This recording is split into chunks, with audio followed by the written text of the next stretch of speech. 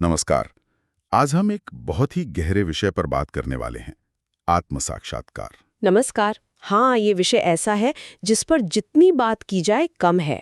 और इसे समझने के लिए हमने आधार बनाया है विवेक चूड़ामणि के एक श्लोक को। श्लोक संख्या 66 है ना? हाँ बिल्कुल।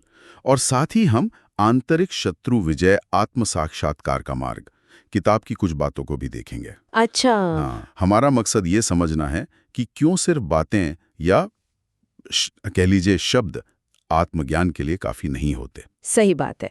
अक्सर लोग सोचते हैं कि बस जान लिया तो हो गया। हाँ, तो श्लोक है अकृत्वा शत्रु संहारम अगत्वा भूश्रियम राजा अहमिति शब्दान नो राजा भवितुमर्हति।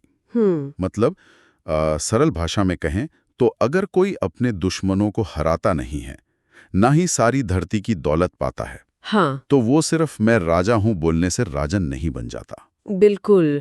ये तो सीधी सी बात लगती है बाहरी दुनिया के लिए। पर यहाँ राजा का मतलब सिर्फ गद्दी पर बैठना तो नहीं है ना? नहीं, बिल्कुल नहीं। ये एक प्रतीक है। प्रतीक किस चीज का? आंतरिक जीत का, अपने मन पर, अपनी इंद्रियों पर काबू पाने का, आत्म साक्षात्कार का। अच्छा, तो जैसे बाहरी राजा को युद्ध जीतना पड़ता है, हाँ, वैसे ही साधक को अंदर का युद्ध जीतना पड़ता है। तो फिर ये जो महावाक्य हैं, जैसे अहम ब्रह्मास्मि, मैं ब्रह्म हूं, इनको सिर्फ दोहराने से काम नहीं चलेगा। बिल्कुल नहीं चलेगा। ये वैसा ही है जैसे वो बिना जीता हुआ राजा खुद को राजा कहता फिरे। मतलब सिर्फ शब्द, खोखले शब्द। हाँ, जब तक उनके पीछे अनुभव ना हो, जब तक वो एहसास ना हो कि मैं ब्रह्म हूँ। तो फिर असली रुकावट क्या है? कौन से शत्रु हैं ये अंदर के जिनसे लड़ना है? सबसे बड़े शत्रु तो है अज्ञान, मतलब अपनी असली पहचान न जानना। हम खुद को ये शरीर या मन समझ बैठते हैं। हाँ, ये तो होता है। फिर है अहंकार, वो मैं का भाव, आसक्ति यानी चीजों और लोगों से चिपके रहना, घृणा, मोह, काम और हमारे पुराने कर्मों के बंधन भी। अरे बाप रे, ये तो काफी लंबी लिस्ट है। हाँ, और जब तक ये सब अंदर बैठे हैं तब तक वो मैं आत्मा हूँ या मैं ब्रह्म हूँ कहना बेकार है। हाँ, एक तरह से वैसा ही है जैसे कोई फक्कड़ कहे कि मैं बहुत अमीर हूँ। शब्दों का वजन अनुभव से आता है। ये बात तो सोचने वाली है।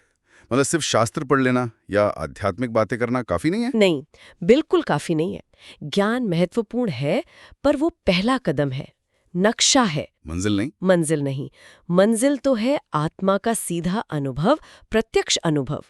और उसके लिए भीतर का जो अंधेरा है, अज्ञान का, उसे मिटाना होगा। हाँ, उसे नष्ट करना होगा। तो फिर करना क्या होगा? अगर बातें नहीं तो फिर क्या? एक्शन। हाँ, एक्शन, लेकिन अंदरूनी एक्शन, साधना। साधना? जैसे कि? जैसे विवेक जगाना, सही क्या, गलत क्या, असली क्या, नकली क्या, ये समझना। ठीक है। वैराग्य पैदा करना, मतलब दुनिया की चीजों से मन हटाना, अनासक्ति। और बहुत मुश्किल लगता है। मुश्किल है पर अभ्यास से होता है। फिर दम यानी इंद्रियों का कंट्रोल, उपरति अपने आप कर्मों से हटना। अच्छा। तितिक्षा सुख दुख सर्दी गर्मी सहने की ताकत, श्रद्धा गुरु और शास्त्रों में विश्वास, और समाधान मन को एक जगह टिकाना। ये तो सच में एक पूरी तैयारी है। ये सिर्फ सोचने की बात नहीं, करने की बात है। बिल्कुल, ये गुण ही वो हथियार है, वो सेना है जिससे आंतरिक शत्रुओं को जीता जाता है। इनके बिना जीत मुमकिन नहीं। इनके बिना आत्म विजय और वो जो ब्रह्म साक्षात्कार है वो संभव नहीं है। तो केवल मैं मुक्त हूँ चिल्लाने से कोई मुक्त नहीं होता। समझ गया। ये श्लोक तो एक तरह से चेतावनी है। हाँ, चेतावनी भी है और मार्गदर्शन भी। ये बताता है कि रास्ता मेहनत का है, साधना का है, बातों का नहीं। ज्ञान को जीना पड़ेगा, सिर्फ जानना नहीं। एकदम सही। ज्ञान को अनुभव में बदलना होगा। तो सार यही है, इस श्लोक का निचोड़ यही है कि मुक्ति अनुभव की चीज है, अभ्यास से मिलती है, अंदर की लड़ाई जीतने से मिलती है। ये हमें जगाता है कि देखो, रास्ता कठिन है, साधना करनी पड़ेगी, अंदर के दुश्मनों से लड़ना पड़ेगा, तभी असली अनुभव मिलेगा। बहुत बढ़िया। तो ये चर्चा वाकई सोचने पर मजबूर करती है। हाँ, तो अंत में सभी सुनने वालों के लिए एक विचार छोड़ जाते हैं। अगर सिर्फ शब्द काफी नहीं है, तो आज वो पहला छोटा सा कदम, वो काम क्या हो सकता है जिससे किसी एक अंदरूनी दुश्मन पर, चाहे वो अहंकार हो, गुस्सा हो या कोई और, थोड़ी सी ही सही पर जीत पाने की शुरुआत की जा सके।